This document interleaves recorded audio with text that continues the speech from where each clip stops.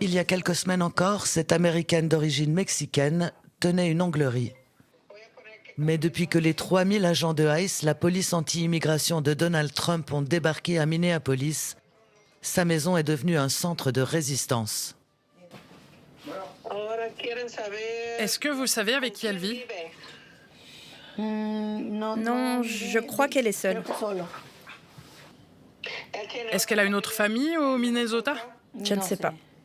Une femme vient d'être arrêtée et Mera essaye de la sortir de là avec une avocate bénévole elle aussi. Elle allait au travail et elle a été arrêtée. Maintenant, elle est détenue. C'est arrivé ce matin.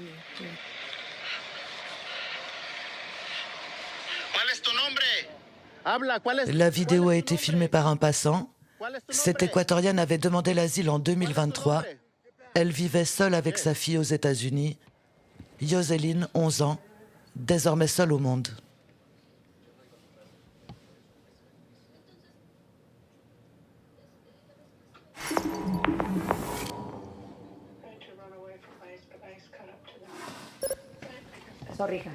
Comment ça va? Yoseline a appris l'arrestation de sa mère par le coup de fil d'un voisin. Elle était seule chez elle. Comme des milliers d'enfants à Minneapolis, cela fait un mois qu'elle ne va plus à l'école de peur d'être arrêtée.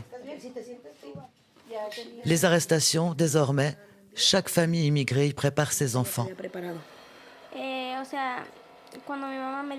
Quand ma mère m'a dit que je devais être prête, j'ai eu peur que l'immigration l'arrête. Je me disais, si elle est déportée, qu'est-ce que je ferai toute seule? Mais ma mère m'a préparée, petit à petit, et j'ai commencé à comprendre. Mera et l'avocate n'ont que quelques heures pour faire opposition à l'arrestation. Sinon, la mère de Yoseline risque d'être envoyée dans une prison au Texas, puis expulsée. C'est dans ce bâtiment fédéral, à la fois centre de détention et tribunal, que la mère de Yoseline a été amenée. Un lieu devenu un point de ralliement pour les agents de ICE, comme pour les manifestants.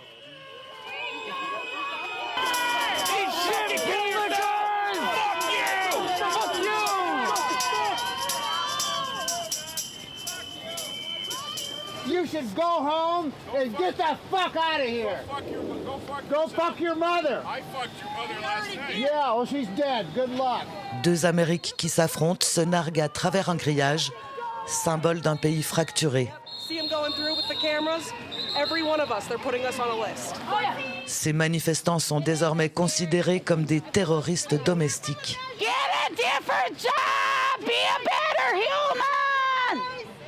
We are no longer free. Don't kid yourselves. We're not a free country anymore. And we are ground zero right now. And we are going to fight. We are not backing down. Minneapolis, bastion démocrate, est entré en résistance contre Donald Trump.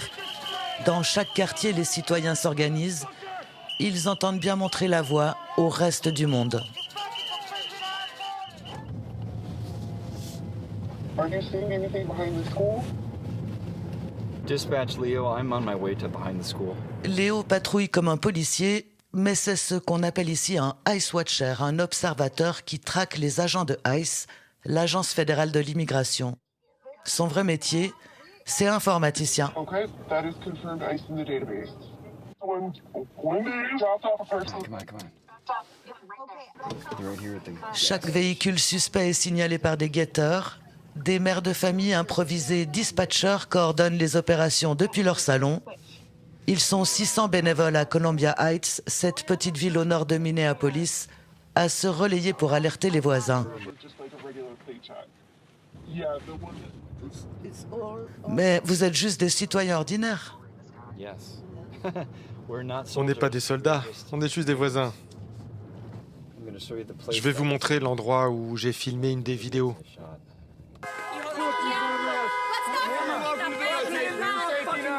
Tout le monde filme, siffle, klaxonne. Ils ne peuvent pas empêcher les arrestations, mais le but est de tout documenter et surtout de décourager les agents de ICE. Get the fuck out of here, Nazi assholes! Des scènes fréquentes ici, de quoi terrifier la population. tout le monde connaît quelqu'un qui a été arrêté.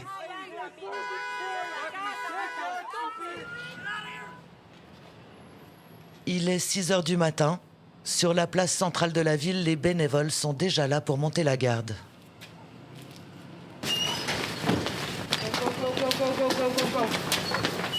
Les employés du supermarché latino entrent en courant, terrifiés à l'idée de se faire arrêter en allant travailler.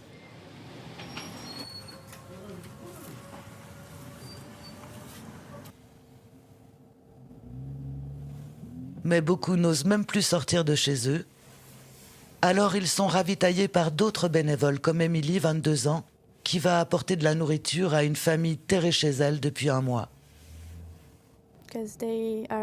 Ils ont peur de sortir, ils n'osent plus aller travailler. Je vais leur amener de la nourriture. Ils ont un bébé d'1 an.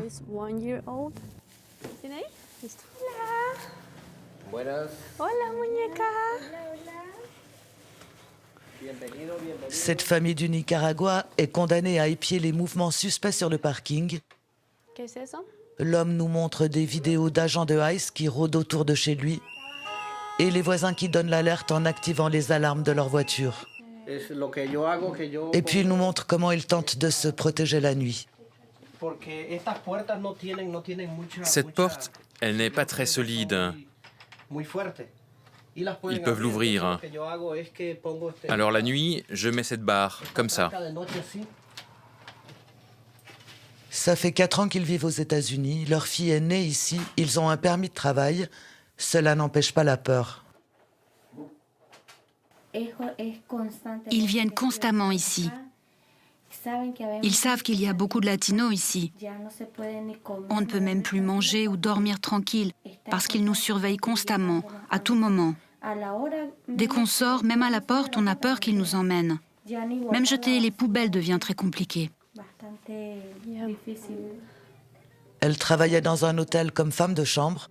Désormais, ce sont les agents de ICE qui y dorment.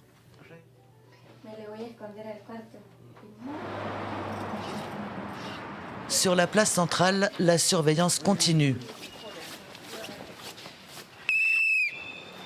Soudain, les guetteurs avertissent. Les agents de ICE débarquent et paradent sur la place dans des voitures banalisées.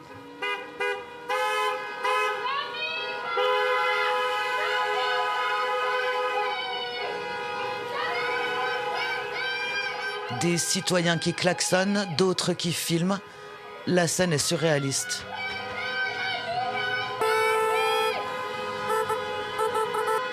Ça dure quelques minutes.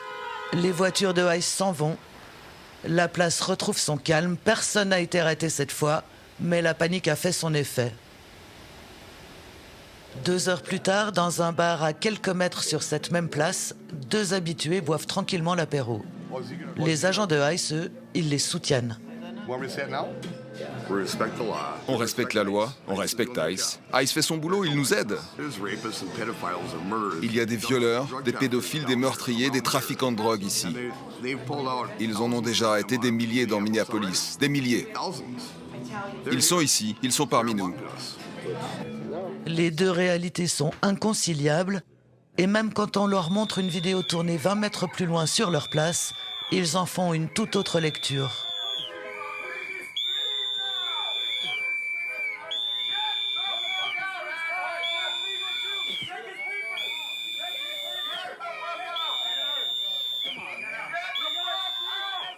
ICE débarque. Et quoi? Ils s'enfuient parce qu'ils sont illégaux.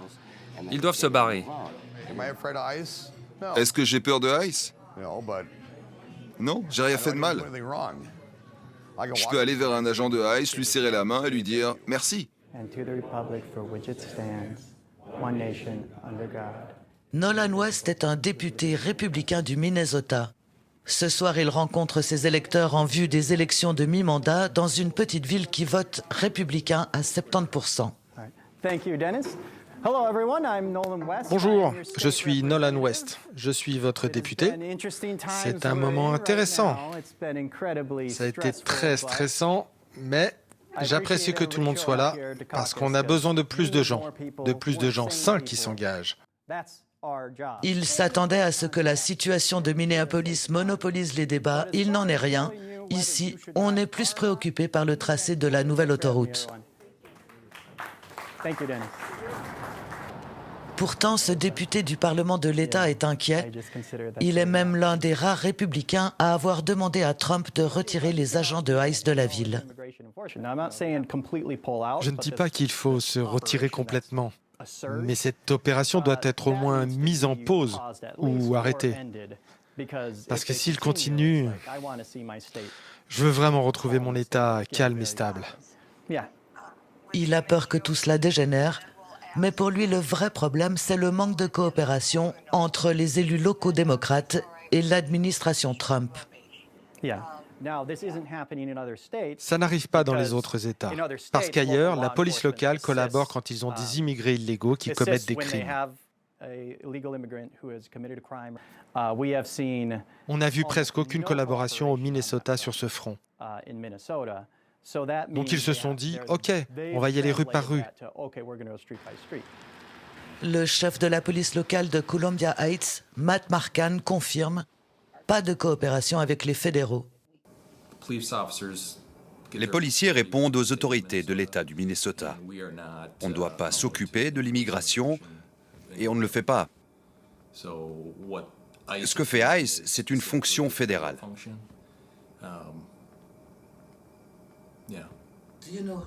Vous savez combien il y a d'agents de ICE ici en ce moment? Non. Pas d'information. Non. Et vous savez combien de personnes ils ont arrêtées? Non. Ça fait 28 ans qu'il est policier ici. Il n'a jamais vu ça.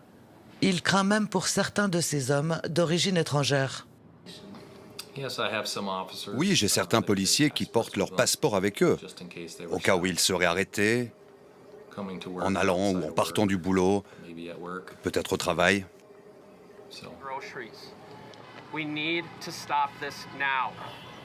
Aujourd'hui, c'est jour de manif. Amada Marquez, le maire de la ville, assiste elle aussi, un peu impuissante, à la panique qui gagne sa communauté.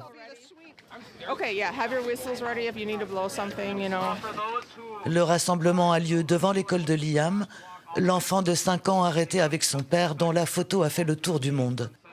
Un bonnet bleu devenu un symbole. Dans cette seule école, au moins 25 parents ont été arrêtés et 6 enfants. Liam a été relâché en début de semaine. Ce n'est pas le cas de tous. Plus de 500 élèves prennent désormais leurs cours en ligne. Alors pour les profs, ce n'est pas facile. C'est terrifiant. Tous les jours, quand on dit au revoir à nos élèves, qu'on les aide à mettre leur bonnet, leur manteau, on se demande si on les reverra un jour. On ne sait pas. Est-ce qu'ils seront en sécurité? Est-ce qu'ils seront avec leur famille? Ou est-ce qu'ils rentreront dans une maison vide? C'est terrifiant. Et quand ils reviennent le lendemain, qu'est-ce que tu leur dis quand ils ont perdu un parent, ils ont perdu un oncle, ils ont perdu une tante? Il n'y a pas de mots.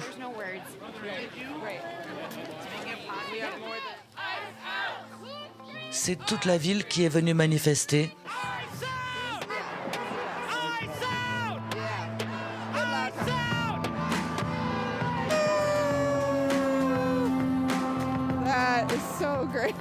Amada tente de faire bonne figure, mais elle est inquiète. J'adore ton masque. C'est juste incroyable. C'est incroyable. Et c'est tellement triste. Même si on est nombreux, on n'arrive pas à protéger nos familles.